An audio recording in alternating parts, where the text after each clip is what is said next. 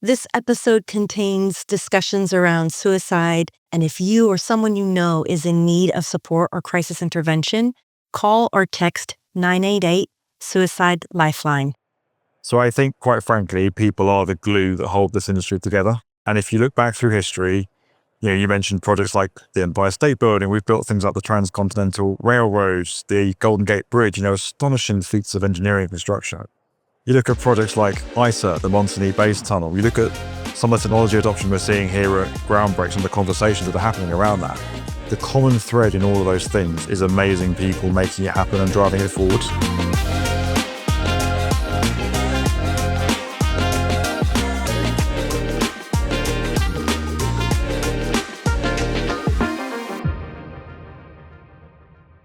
Welcome to The Power of Construction, a Procore podcast filmed live at Groundbreak. This week, we are sitting down with industry leaders who are evolving their businesses today to forge a better industry tomorrow. I am your host, Sasha Reed. And I'm Chris Langiza. And today we have a special guest joining us here live on this stage. He really needs no introduction, but I do want to give, for those of you who may still not know about Fred Mills, I want to give you a brief overview of his resume. And by brief, I really mean brief. So Fred Mills is the founder of the B1M, which has grown into the premier construction channel, and it's one of the largest with over 3.3 million YouTube subscribers. He has over 30 million viewers per month. And under Fred's leadership, the B1M has really launched a chart-topping podcast, created a channel dedicated to the future of construction, so very on brand for what we're doing here today and what we're doing here at Groundbreak. In fact, the New York Times has named the B1M as the 20 best education YouTube channels in the world. So this is in a global reach. And in 2022, Fred was named the Institute of Engineering and Technology's Honorary Fellow. And this was clearly in recognition of some of his outstanding contributions to the public. And in short, Fred is probably one of the premier storytellers in our industry. So with that, I just want to say, Fred, welcome. Thank you for joining us. Thanks for having me. It's great to be here. Yeah, and with the amount of time that Fred and I have spent together over the last couple of days, I feel like we're a little bit more than just industry colleagues now. We're like coordinating outfits and stuff. So like we've taken it to another level. Did you coordinate outfits? Oh, not today, but for tomorrow we did. We did. Okay. All right. We're on top of it. Excellent. Excellent. I want to jump right in today, Fred. You have had quite the whirlwind tour this year, and I've lost track of how many countries you've been to. But I want to start off. Tell us about all the traveling you've been doing this year, and of that traveling, what's really kind of stood out to you? It's been amazing, honestly. It's such a privilege to get to travel the world and see its most impressive construction projects and then the amazing people that are making those projects happen, So it's been awesome. I've been up to the remote Faroe Islands in the North Atlantic, which is not an easy place to get to. Only got 50,000 inhabitants, but to see what they're building there, their under ocean tunnels, undersea roundabouts has been incredible. I've been to Los Angeles. I've been on top of the world's second tallest building in Malaysia, Kuala Lumpur. We filmed a huge content run over 8 days in Tokyo, Japan. I went to Paris for the Olympics to see a data center where they're exporting heat to heat the Olympic pool. Amazing. It's awesome. It's very, very cool. So yeah, it's been, I'm exhausted, but but I've had a great time. Yeah. The passport's filling up, clearly. Yeah, I'm one of those people. and now, I feel like any one of those as a standalone would really be an epic adventure. But is there one, and I hate to ask you this, but is there one piece of your travels this year that has really stood out to you as the most memorable? Yeah, it's a tough question because I do enjoy so much of it and you get so many different perspectives from all the places you go. But for me, the one moment this year that really struck me, where I really kind of like had a moment, was on top of the Merdeka 118 skyscraper in Malaysia. So that building is the second tallest building in the world. It's 680 meters high. And over a year, we negotiated for a year to get access to it. We commissioned a local drone company to work with us and the developer and the local aviation authority to basically film me on the roof, harnessed onto the roof with these 2 drones flying around my head, filming my lines I was delivering to drones from different angles. That's crazy. While I had my production guy underneath me, underneath these sort of solar panel framework underneath me, chatting to me about what we were going to do next, what we was going to do. And then he was like radioing the drone team on the other side of the building. And I had this moment where I was in between takes. And you've got to bear in mind, this was 47 degrees Celsius and like near 100% humidity. And I'm wearing full like PPE, hat, harness. I'm basically melting. But I had a moment where I was like, this has come so far. I started this in my spare bedroom and now I'm stood with phenomenal access on top of this massive skyscraper with all these people around me trying to make this content happen. And it was awesome. It was hot, but awesome. Especially for a Brit Oh, being God, yeah. in where you're not really used to humidity. And I really liked, I actually saw the footage from that you released from that monumentous moment, and you could see all that was going into it. I love that you had a drone shot kind of showing the cacophony of production queues and you being tied off, and then the pull back shot to see how tall. I can't translate meters into feet to save my life, but I know it's incredibly tall. Yeah. Yeah, it was crazy. Another thing you did on your whirlwind tour this year is you went to Notre Dame. Now, I know that the interior doesn't open until I think later this year. Is it next summer? I think it's December this year, yeah, December 24. Any spoilers? Are you and the B1M team going to visit? What was that visit like, and do you have any plans to go back? It was amazing going down there to visit. We've done a full documentary on the B1M, which has got over 1 million views now, about how the cathedral is being rebuilt. And as part of that, I just want to shout out to our amazing graphics team, because Vince on my team actually built a accurate 3D model of Notre Dame that rotates, that we could take apart. We could use to explain that footage. This year, that guy has built a model of a nuclear fusion reactor. Notre Dame, he's built a floor plan of the White House. Like, it's crazy. But yeah, no, doing that documentary was awesome. And that for me really speaks to the power of this industry. When you go down there, this is architecture that's designed to make you feel humbled. It's designed to make you feel inferior to God and the heavens above you. But you definitely get that feeling. And to stand there and see the work they are doing, the craftsmanship that's going into that building on a tiny site, on an island, in the middle of a major city, with the eyes of the world upon them, with a deadline ticking down to get this done by the end of 2024. It just speaks to the best of this industry. It's absolutely remarkable. And yeah, it's an extraordinary project. It really is extraordinary project. I actually had the pleasure of being in Paris in June and went to Notre Dame, and of course it was not open, that they had done such a good job on the construction site. All of the billboards that were around the construction site was giving you the timeline and the details and quantifying materials and other things to show this is what's actually going into this project, which is where I think it's interesting to think about even the act of how our buildings are being built. There's always an opportunity for storytelling and public engaging in that way. Yeah, absolutely. I love it. I think it's around the back. They've done this enormous billboard celebrating the craftsmen and the construction heroes, the craftspeople, men and women that are making this happen. I was really pleased as well. During the Paris 24 Olympic ceremony, there was a whole sequence on the people rebuilding Notre Dame. That was a really nice touch to put our construction industry, on a global platform like that. I'm glad it was celebrated. Now, Fred, I want to go back to one of the other projects that you mentioned, which was the nuclear fusion reactor. And that's on the ITER project, which is kind of one of my favorite projects to watch from afar, just because it's so massive and so global in so many levels. And I know that we've talked about also the Mount Cenis base tunnel, which, if you don't know much about it, it's a tunnel through the Alps, through the bottom of the Alps. They're literally boring through these buildings, and has air shafts as tall as the Empire State Building.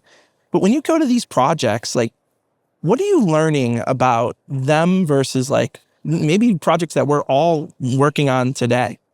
So ITER is a really good example, because I think it really does speak to the best of construction on so many different fronts. And when you're there, everything, as you say, Chris, everything is extreme. The construction site is the size of Monaco. They're building a star on Earth. The engineering that's going into the actual tokamak, the actual machine, has to withstand the coldest temperatures in the known universe and the hottest temperatures in our known universe when this thing is turned on. They've got 35 countries collaborating, building components across 6 continents, shipping them to France, driving them across this specially enhanced roadway where they've strengthened bridges, they've widened roads, they've cut corners off cliffs to get trucks through. On every front, it is an immense construction project that goes far beyond what most of us would see or experience in our lifetimes.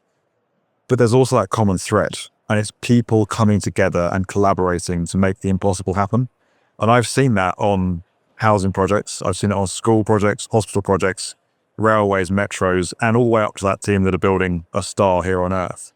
That's the common thread of construction, and that's a DNA that doesn't change whether you're trying to change how we generate energy on this planet or building a house extension, in my opinion. So I shouldn't have complained about like coordinating with my architect that was like down the street and the contractor that I didn't necessarily speak the same language of, because on this scale, they're dealing with it on such a high level. It's just astonishing. It's funny, every time you describe it, like it just gives me goosebumps of like the level of collaboration that they're making happen, that it makes us really start to think about what is possible out in the world.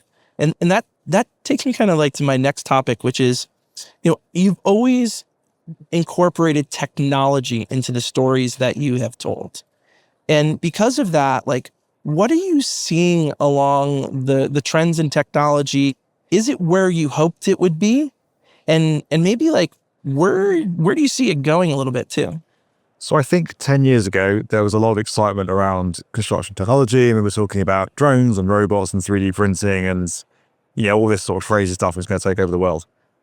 There is some of that, but I think there's a much more mature business case centered approach now. So I've seen the industry adopt technology, but in a way that is purposeful, deliberate, and that serves its business needs. So the future that I and many other members of the media kind of outlined 10 years ago isn't the one we're in now. But I actually think we're in a better place where we're using technology in a more grounded, effective way. We've got a very long way to go in technology adoption in construction. That's probably a whole different podcast to talk about. But I'm starting to see a more mature approach now, which is refreshing. And it's been helped, I think, by wider societal technology adoption as well.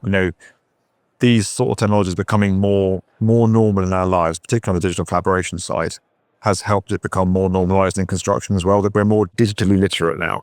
Yeah, and I think it's fair to say that, those things we were talking about 10 years ago, we're still talking a lot about many of them. 3D printing, robotics, artificial intelligence, and I think our approach is what has changed a lot. I think we've gotten a lot better at trying to identify the problems and the challenges we're really trying to solve before we go out and just find a technology that could revolutionize our industry. And that seems to me like a much more sustainable approach. I think the other piece that comes into it is the people, right? And they're very much evolving with the technology, evolving with the industry. Can you tell me how you see, people really evolving construction's future? So I think, quite frankly, people are the glue that hold this industry together. And if you look back through history, you mentioned projects like the Empire State Building. We've built things like the Transcontinental Railroads, the Golden Gate Bridge, astonishing feats of engineering and construction. You look at projects like ITER, the Montagny Base Tunnel. You look at some of the technology adoption we're seeing here at Groundbreak and the conversations that are happening around that. The common thread in all of those things is amazing people making it happen and driving it forward. So this notion, I think, that somehow we're all going to be replaced by robots, that everything's going to become automated, I don't see that happening. Obviously, we're facing a skills crisis in the industry. There aren't enough young people coming into the sector. Something like 42% of existing skilled workers are due to retire by 2030, which is slightly terrifying statistics. But I don't see us automating this industry altogether. I really don't. I see people continuing to be the stewards of change. Yeah, we talk about this a lot, and it's this opportunity for technology and automation to work side by side with people and really start to, unlock the expertise that the humans, the people in our industry have, and make it more accessible. We're not replacing anybody. There's not enough people to replace anyone. And so we have this opportunity for them to use the technology as tools to allow them to bring more of that expertise and put more of it to work so that they can solve more complex and more challenging problems. And I actually had a conversation at dinner, and that was part of a topic we discussed at the table was, what is that going to look like in the future? The robots taking over the automation versus just the raw talent that goes into those who build things with their hands. And so that was a topic, and I think it's a hot topic of conversation. But I also think it flows into another topic that I want to get your take on, Fred, which is kind of how we're evolving to address the labor shortage.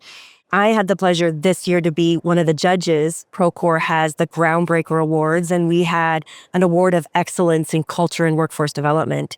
And so I was lucky enough to be one of the judges in that. And we had 24 submissions. a third of them reported that they do not have a labor shortage, that due to some of the workforce development programs that they're creating, this is no longer a stress point for the business, which to me is buoying because it sounds like this is industry putting themselves in the driver's seat to take the challenge head on and to solve the problem themselves. I'm curious, from your vantage point, are you seeing more companies that are either investing in workforce development or doing more around caring for people? I am, but I think there's very much two camps within it. So there are those companies that you've just described who do really get it, who understand that we're in the RICS, the Royal Institute of Chartered Surveyors in the UK, described this as a war for talent. And it really is a war for talent because there are only a finite number of young people on our planet who we need to come into our sector. And they're being pulled in all sorts of very interesting, exciting directions. What we need to do is understand their needs and wants, reach out to them and make sure we bring them into our sector.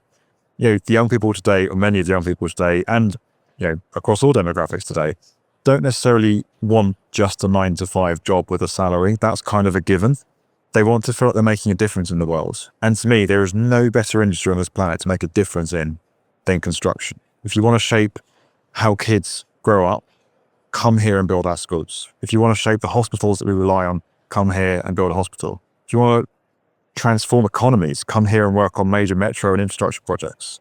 If you want to make a really outsized difference on climate change, come and work in the industry that accounts for 40% of all greenhouse gas emissions. We have a really compelling story to tell, and the companies that get that are starting to tell it really well, and understanding that culture, diversity, the mental and physical well-being are all things that will create an environment that people will not just want to work in, but want to stay working in and thrive in. On the other side, in the other camp, there are some companies who see this as something annoying that they have to be seen to be doing on the edge. It's going to cost them money. Or we better do something on mental health. We better do something on diversity. We better do something on getting young people in. But they're not really walking the walk with it. They're just kind of talking the talk to be seen to be doing it. And I think those are the companies that are going to struggle in the years ahead because this is real. These aren't side issues. These are the issues. We need to address some of the things that are putting people off coming into our industry to make sure they do not only join our industry, but stay. Because the numbers we talked about earlier, there are far too many people leaving this sector and then not coming into this sector. So, we've got to solve that urgently. Yep. And I think you're hitting on a really important part of this topic, which is public perception. Half of it is how we're perceived by the general population. And if we are relying on mainstream news and media, it's only when there's a death on the job site or a catastrophe, the collapse of the bridge here in the US, it seems like we're relying on a news network who is incentivized by sensational clicks and views. And that's exactly the opposite of what we want when we're in the middle of a talent crisis. So I'm curious to see from your perspective, the two camps that you talk about, it seems like a business leader can't afford to be in the other camp. How are you seeing the things that companies are doing around workforce development and diversity maybe starting to change that public perception? I think it's a good point. I think people are getting it a lot more now. They're understanding that, we can't just talk the talk. We actually need to be walking the walk if we actually genuinely want these people to come in and stay with our sector. On the storytelling side, I think there are, as you say, Sasha, the mainstream media aren't necessarily helping us out all the time when it comes to telling construction story, which is exactly why I started the B1M, to take this industry's best and most compelling stories and put them out there in a way that hadn't been seen before on platforms that billions of people use every day. And I think often there's too much of a focus on mega projects and concrete and trucks and diggers and that sort of side of construction, which is great. But what we need to do is get that cause and effect link. People need to understand how construction actually affects economic performance in their city, actually affects how they're able to get around, affects their lives, their housing opportunities. Construction shapes our worlds. It authors our worlds. So it needs to be taken seriously, and we need the rest of the world to understand that. So I think communicating it in a different way, in a way that, as I said, links those two things, cause and effects, is incredibly important. If we can do that, set out that compelling vision, make clear what the cause and effects is, you can really tap into that young generation. As I said, They don't just want a salary and a 9-to-5 job. You're They right. want to get up and make a difference every day. Yeah. And this is the industry they can do it. Well, and there's so much opportunity for that like sense of pride. Like anyone who's been in this industry has driven down the road and like driven by that school, that art institute, that apartment, and they're like, I've done it. Dad built that building, he worked on that one. And it might not be necessarily the coolest thing, but we have that sense of pride. And we don't necessarily do the best job of telling that story and telling the connection and showing how it is that the things we built impact so many people, right? Early in my career, I built a lot of like country clubs and clubhouses. A little harder to tell the story of how that connects to a lot of people. But I've also built some like really awesome projects that were K through 12, and you could talk about these new learning environments that are there. And you can really tie it to how you're making a huge impact in your local community, like where you live and the people that you engage with every single day. So, Fred, you're a storyteller. You have one of the most widely followed YouTube channels when it comes to construction. How do you see your role evolving here as we tell these stories? And how can we help people show more than just, what my kids are obsessed with, which is the big diggers and, the massive mega projects, but a lot of the more things that everyone could connect to? Well, I think in this context, we find ourselves with more pressure on construction than ever before. We're being asked to build in a better, more efficient, more sustainable way, at the same time as facing an extreme skills crisis. The duty of a construction storyteller is a critical one. It is essential that we tell this industry's story to the world, that we compel people, that we move them enough to not only understand and appreciate construction, but either choose to join the industry themselves or encourage the young people in their lives to do that. I think for too long, construction has been seen as a dead-end career, something you shouldn't be going into. And while kids can sometimes be quite excited by it, it can be their support network that can put them off. So part of this is not just setting out a compelling vision to everyone, it's also educating the educators on the influence they're having on young people's lives. And I think getting across what this industry does, the impact it has, the outsized opportunity there is here to shape the world, to alter our future, is incredibly compelling.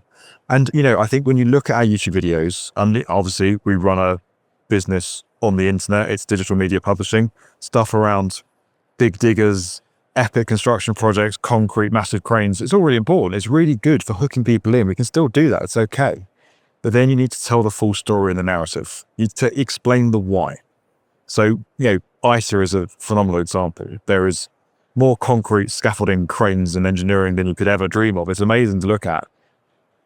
But explain the why. The team are doing this because it could fundamentally change how we generate energy on this planet. It could eliminate fossil fuels. It could destroy, just basically get rid of our issues with pollution.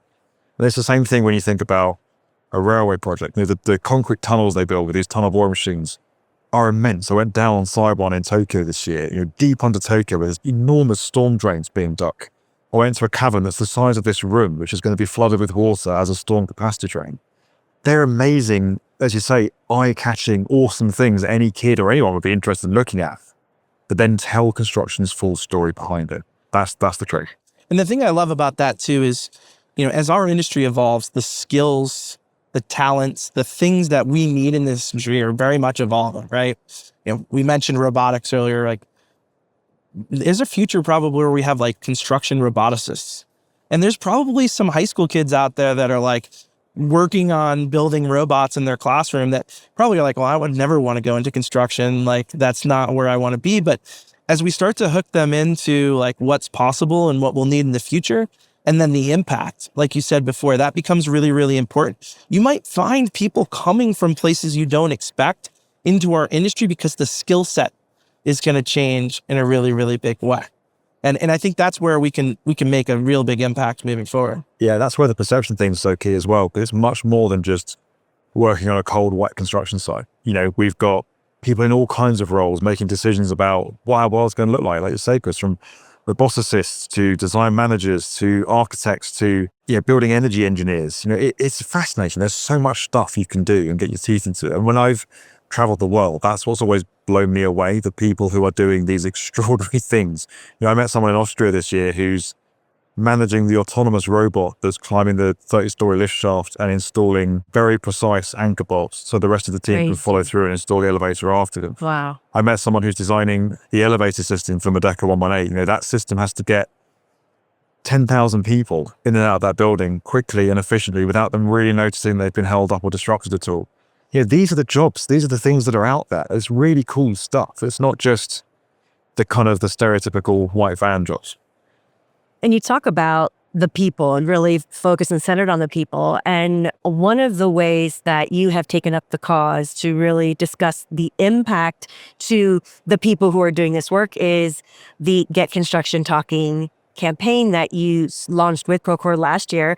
You and I have been to quite a few countries over the past year and a half, bringing this message to industry and having conversations with leaders in industry who are on the cutting edge or on the forefront of not just building awareness about this, but building plans, building this into an EAP programs, really building this into the business of construction so that employers can say, here's how we're addressing mental health. So I think from both of us, we're excited about some of those dialogues, but I'm curious, what is the impact? So what has the reach been of that campaign to date, and what makes this personal for you? I think I'll start with what makes it personal for me. So kind of explain why we're doing this and then talk about some of the impacts we've had. I'm somebody who, I think when you look at my life on paper, it looks great.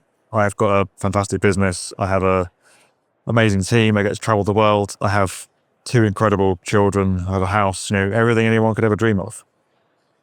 But behind the scenes, I'm somebody that's actually really struggled with their mental health. I've struggled with depression, and I've been in dark places with it. It's been a really tough time. And that was scary. It was confusing. It was lonely because I didn't really understand it. I didn't understand what was wrong with my life. I looked at my life on paper and couldn't see what the problem was. I remember looking at myself in the bathroom mirror and thinking like, come on, what's wrong? What's the matter with you? And I think through my darkest moments, I learned that this isn't a conscious choice. It's a sickness. And it can affect anybody, no matter who you are or how great your life might look on paper or how much you've got going for you. Mental health is something that only any of us can struggle with at any time. And in going through that, I came to understand it a lot more and wanted other people to not go through what I was going through. So actually 2 years ago at Groundbreak, I spoke about my mental health journey publicly. Not an easy thing to do because up until that point, I always have to be strong dad, strong business leader, infallible YouTuber, who's just everything's perfect all the time. So opening up and talking about my weaknesses and my struggles is one of the hardest things I've ever done, but also one of the strongest things I've ever done. I feel better and stronger for it. Having opened up about what I've been through makes me a stronger person. It makes me more confident, more able to be supported as I go forward, and better balanced all around, I think. So the Get Construction Talking initiative was about using what I built with the B1M, that incredible reach that I have with so many people around the world, to make a difference on something in the industry that I love, that I personally care about. And teaming the B1M up with Procore is a powerful combination that enables us to reach millions of people around the world as we have done. Launching the Get Construction Talking initiative to raise awareness of mental health, to help raise funds for the fantastic construction mental health charities that are out there all around the world, the 5 charities we're supporting, and also point people to support, understand that in a construction environment, the people who work closest to you are always going to know you best. They're always going to know you better than an HR manager or a mental health first aider, as important as those people are. And so enabling your friends and work colleagues to spot the signs and just have that basic conversation of, are you okay, mate? Are you sure you're okay? You don't seem yourself lately. Is everything all right here? And then to point those people to support if they need it is amazing. So the idea of Get Construction Talking was to get that grassroots movement going, to get many people in the industry understanding this, normalize conversations around it, and to raise funds for the charities who are offering so much support. And it's been incredible. As I said, Sasha, we've been in Chicago, well, now Denver, London, Sydney. Yep. It's been an exhausting run, but really good fun. And the impact's incredible. Just over 20 million people so far reached through the Get Construction Talking campaign.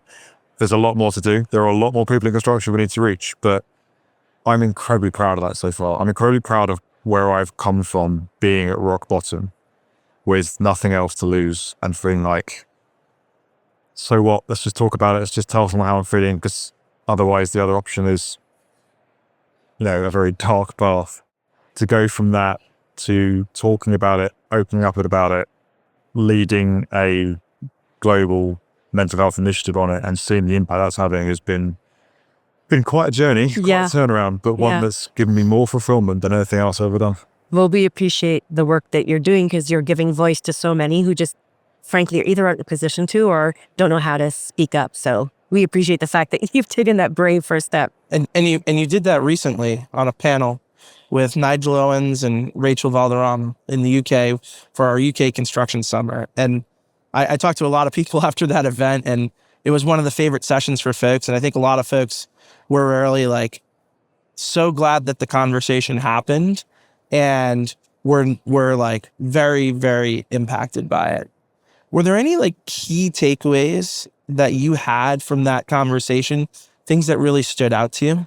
I think what really stood out for me and many other people was Nigel's honesty and the frankness of the conversation. To have him share his journey so openly, so engagingly. I shared my journey as well alongside him shortly afterwards. I think really cut through to people. And my biggest takeaway was that it landed. And people came away from there with a real sense of needing to do something in their businesses and organizations. Not superficial, but actual, real, meaningful change.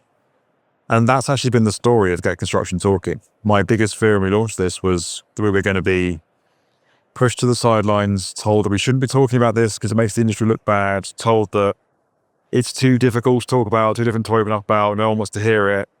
But actually, it's been met with a really warm embrace. The industry has mostly agreed. They've mostly understood and gone, yep, we can relate to what you're saying. It's happening here too.